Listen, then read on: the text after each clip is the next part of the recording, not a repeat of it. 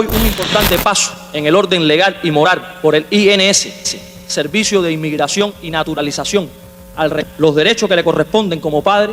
No hay nada seguro todavía con respecto al regreso del niño a Cuba. Secuestrado en Miami por la mafia contrarrevolucionaria cubano-americana, no podemos desmovilizarnos. La lucha de nuestro pueblo por el regreso inmediato de Elian no puede cesar un minuto y no basta incluso con que el niño regrese. Óyelo, escúchalo bien, porque así hablaba a 1000 por hora, sin respirar, escupiendo las palabras como quien tira piedra, la plaza entera coreando algo que casi nadie entendía del todo, pero que todos repetían igual, con el puño arriba y la bandera de papel temblando en la mano.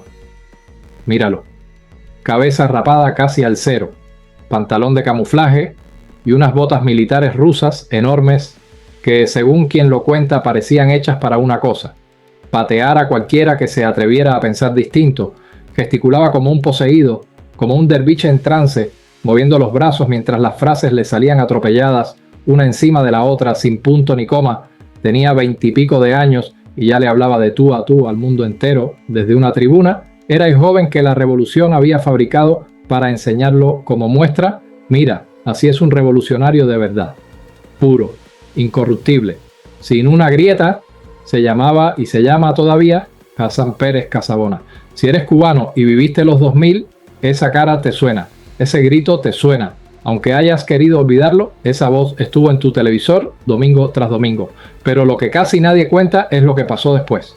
Porque el mismo sistema que lo subió a esa tarima, que lo puso de modelo, que lo llamó el futuro, años más tarde lo bajó sin una palabra.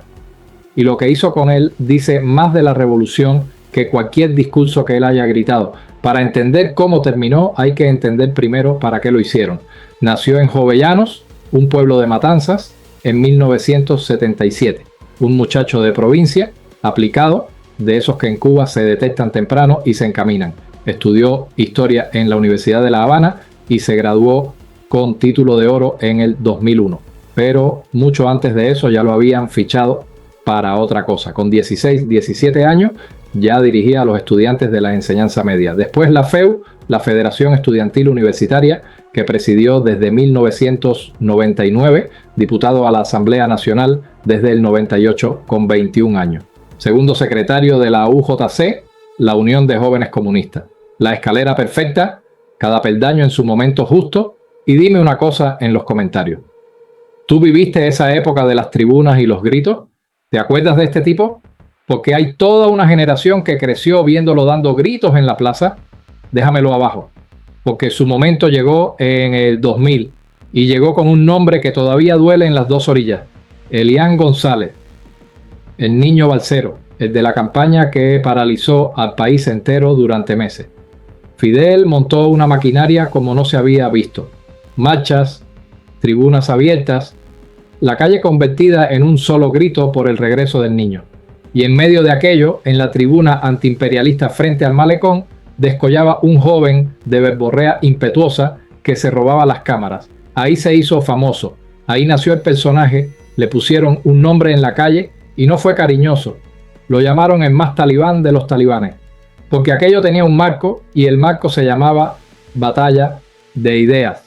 Fue el invento de Fidel para su última etapa, o una especie de revolución cultural con ecos de la de Mao, donde un ejército de jóvenes adoctrinados hasta el tuétano, supuestamente inmunes a la corrupción, harían el papel de guardias rojos del régimen. Los mandaban a todo, a las tribunas, a los trabajadores sociales, a las campañas, y entre todos esos guardias rojos, el más ruidoso, el más duro, el más dispuesto, era este muchacho de Jovellano, el talibán modelo, el que no titubeaba.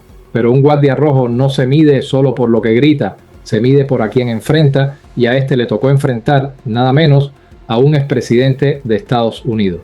13 de mayo del 2002, aula magna de la Universidad de La Habana. Jimmy Carter, el hombre que ganó el Premio Nobel de la Paz ese mismo año, de pie ante el propio Fidel Castro, dando un discurso transmitido en vivo por la televisión cubana. El régimen creyó que controlaba el guión. Se equivocó. Delante de toda la plana mayor, con las cámaras encendidas, Carter mencionó y apoyó el Proyecto Varela, la iniciativa del opositor Oswaldo Payá, que pedía un referendo por las libertades en Cuba.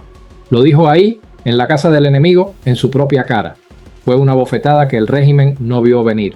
Y cuando hubo que responder, cuando hubo que salir a poner el pecho por la revolución frente a semejante desaire, ahí estaba él, el joven de la PEU, el talibán, poniéndole el cuerpo al golpe.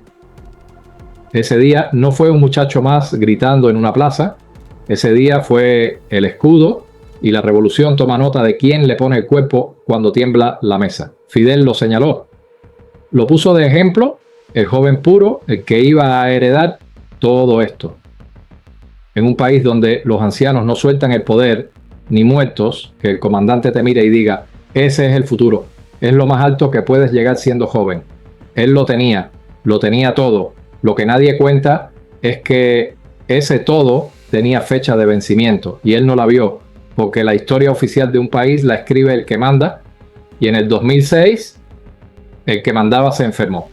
Fidel se retiró por enfermedad y con él empezó a apagarse despacio la batalla de ideas completa. Entró Raúl, y Raúl no es Fidel. Raúl es el hombre de las estructuras, de la institución, del orden militar, los guardias rojos que gritaban en las plazas, que mandaban por encima de los ministerios, que respondían solo al comandante y a nadie más.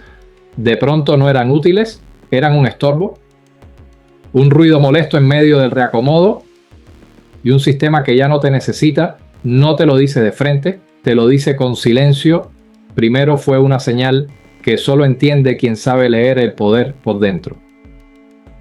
Llegó a segundo secretario de la Juventud Comunista en el 2004 y ahí se quedó de segundo. Nunca subió al primer puesto, el que en la lógica del aparato le habría tocado al delfín que Fidel había señalado. El que iba a heredar la revolución no pudo ni heredar la cúpula de la Juventud Comunista. El piso ya se había movido. Solo que casi nadie lo notó todavía, y entonces llegó septiembre del 2008. Hay una versión de lo que pasó, la que salió en la prensa, donde todo fue de lo más normal. Una reunión del Buró Nacional de la Juventud Comunista, presidida por José Ramón Machado Ventura, uno de los hombres más duros del aparato. Y una nota seca: se destituía al compañero Hassan Pérez, de 31 años, de su cargo de segundo secretario. La razón oficial, la que se leyó en el papel, era de manual, una lógica renovación de los cuadros.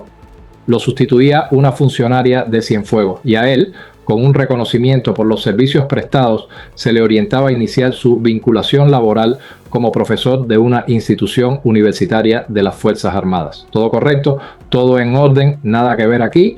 Hay otra versión, la que se cuenta en voz baja, donde esa renovación de cuadros era otra cosa con otro nombre, donde a los talibanes de la batalla de ideas, que con su poder por encima de las instituciones representaban un obstáculo para la sucesión ordenada de Raúl, simplemente los fueron sacando de escena, uno por uno, sin escándalo, sin explicación real, una purga con guantes de seda. Y un detalle que lo delata: aquella nota, la de su destitución, no la reprodujeron los demás medios oficiales. En Cuba, cuando algo se cae de la prensa así, en silencio, no es distracción, es método. Y hay una tercera, casi nunca dicha, donde él mismo leyó el viento antes que nadie, donde entendió, con ese olfato de sobreviviente que tienen los que crecieron dentro del aparato, que la ola en la que había surfeado se estaba retirando y que era mejor bajarse solo antes de que lo tiraran. Retirarse sin ruido, escabullirse, bajar el perfil y esperar. Cambian los detalles, cambia quién movió la ficha. Lo único que no cambia en las tres versiones es dónde termina: fuera de la tarima. El talibán más talibán, el más puro, el más leal, el que le puso el cuerpo a Carter por la revolución, bajado del escenario a los 31 con una palmadita y una plaza de profesor, sin cárcel, sin juicio, sin una línea que explicara nada, porque aquí no hace falta fusilar a nadie para borrarlo, basta con dejar de nombrarlo, y esto es lo que de verdad importa, lo que hace que la historia de este hombre no sea la historia de un hombre, porque no fue el único, fue el patrón. Casi todos los oradores que Fidel encumbró se apagaron después bajo el brillo de las 4 estrellas de Raúl. la periodista Junior García Aguilera lo escribió sin anestesia en el diario independiente 14 y medio. La gran mayoría cayó en desgracia. Piensa en Felipe Pérez Roque, el canciller jovencísimo, el otro Delfín, el que también iba a heredar. En el 2009 lo defenestraron junto a Carlos Laje en la purga más sonada de la era Raúl, acusados en secreto, borrados de un plumazo. Piensa en Roberto Robaina, otro joven brillante que terminó pintando cuadros lejos de todo. El uniforme cambia, el grado cambia, el procedimiento jamás. El sistema fabrica jóvenes puros, los exprime mientras sirven y los archiva cuando estorban. Su fe no protege a ninguno, al contrario, los hace más fáciles de reemplazar, porque el que idolatra sin preguntar nunca va a preguntar tampoco por qué lo votaron. Y fíjate en el detalle más cruel de ese mecanismo: a ninguno de ellos lo destruyeron con un escándalo público, con un juicio, con una acusación que la gente pudiera discutir en la cola del pan. Se cayeron de la foto y ya. Primero desaparecen de la prensa, después de los discursos, después de las listas, y un día preguntar por ellos en voz alta es raro, casi de mal gusto, como si nombraras a un muerto en una fiesta. Ese es el castigo verdadero en Cuba, no la cárcel, sino la goma de borrar. Y funciona porque es barata, silenciosa y no deja mártires. Pero aquí está el giro que casi nadie te cuenta, el que hace esta historia distinta a la de los demás caídos, porque Hassan Pérez no terminó en la ruina, no terminó en la calle ni en el olvido total, terminó reciclado. El guardia rojo de las botas rusas se sacó un doctorado en ciencias históricas en el 2019. Lo hicieron académico de la Academia de la Historia de Cuba, profesor titular. Hoy da clases en un centro de estudios sobre Estados Unidos de la Universidad de La Habana. Publica libros, escribe columnas en la prensa oficial, aparece de vez en cuando en la televisión y en foros de solidaridad, repitiendo con otras palabras y más despacio exactamente las mismas consignas de siempre. El fanático de la plaza se volvió el intelectual del salón.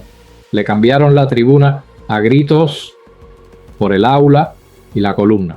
Misma lealtad, otra habitación, y ahí está la trampa más fina de todas, la que de verdad incomoda.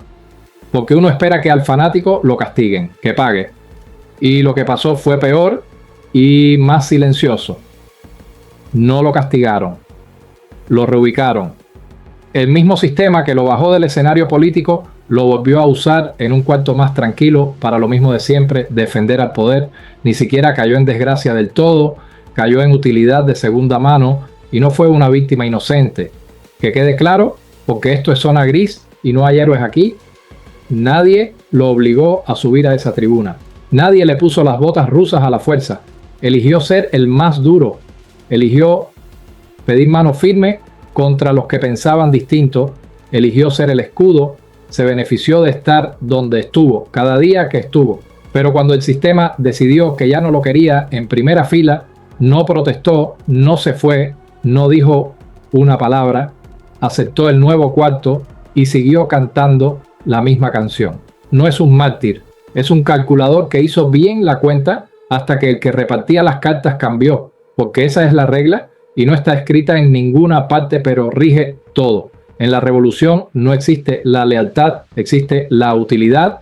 Te aplauden mientras produces, te archivan cuando estorbas y si tienes suerte y sigues siendo dócil, te reciclan para el próximo turno. El más talibán de los talibanes lo llamaban y de nada le sirvió ser el más fiel.